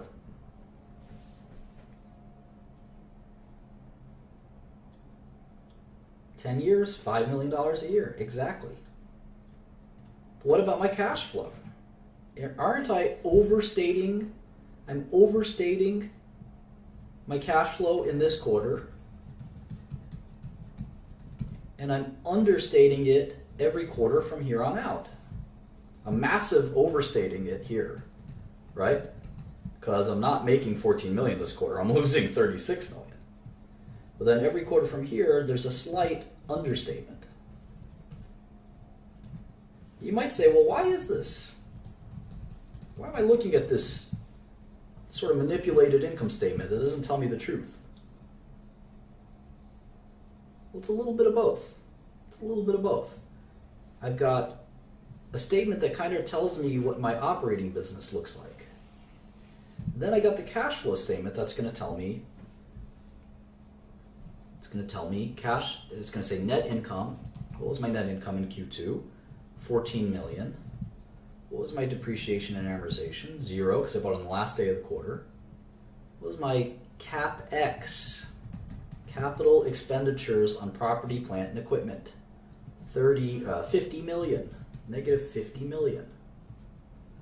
So my cash flow from operations was actually 14 million. Cash flow from operations, assuming all my working capital, my accounts receivables, my inventories, those all balanced out. But my CapEx, my cash flow from investing, sort of an investment, that plant, was negative 50 million. Or is that? And the cash flow from financing, let's say, was 0 million. So my total cash flow was negative 36 million. And that's why my cash balance went down by negative 36 million. The 14 million I made from my business and 50 million I lost. What about next quarter? The next quarter would say net income of 15 million, depreciation of 1.5. So my actual cash flow from operations was 16.5. Remember, I'm understating it now.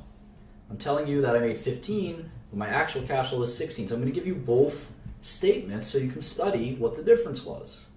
My cash flow from investing was 0. I made my big investment last quarter. So my total cash flow was 16.5 million. But my depreciation is 1.5 from here on out. So that's how we do it.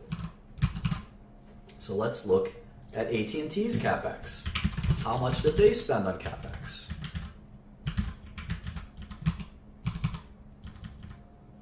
$3 billion, 3,848. So when you take cash flow from operations and you subtract it from CapEx, we have a word for that. Does anyone know what it is?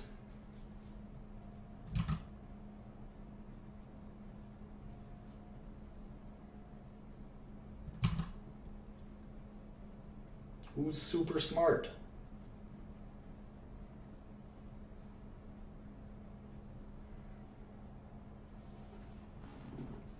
Free cash flow, correct. My people. Looks like they have this interest during construction. I'm going to include that. I'm going to hit you with that too. Here's acquisitions, dispositions. I like turtles.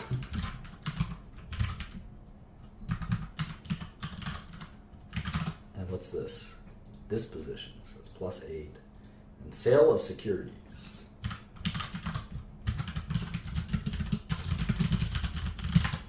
You can move free cash flow somewhere else. But cash flow from investments. So they made 6 or 7 billion from their business, but they spent 22 billion, including 20 billion on acquisitions. Wonder what they acquired. That's the kind of thing we're going to have to follow up on. What did they acquire? I'm curious now.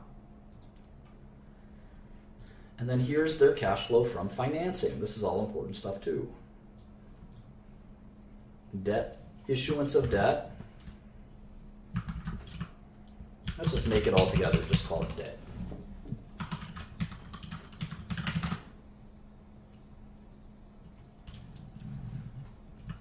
Treasury stock. Dividends paid. They paid a dividend. And other. I wonder what other is. Maybe a buyback? It's bizarre, huh? That's another just extra 3 billion. Don't worry about it. I never like to see that. What is it? Take your word for it. So here's cash flow.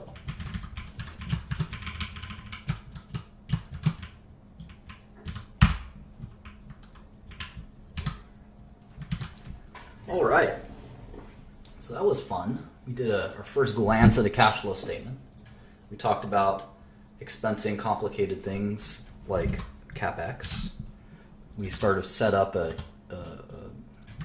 kind of comparable sheet for tech. We have four models now: Apple, IBM, Alarm.com, and AT&T. And we're learning all about business. So let's, there you go. Nextel Mexico and Lucicell. So that's an even 2 hours. I'm going to go do some other things. I hope you enjoyed it. We'll continue on this vein, looking through the tech industry to learn something about investing and finance. So I hope you had fun. Talk to you guys soon. Bye.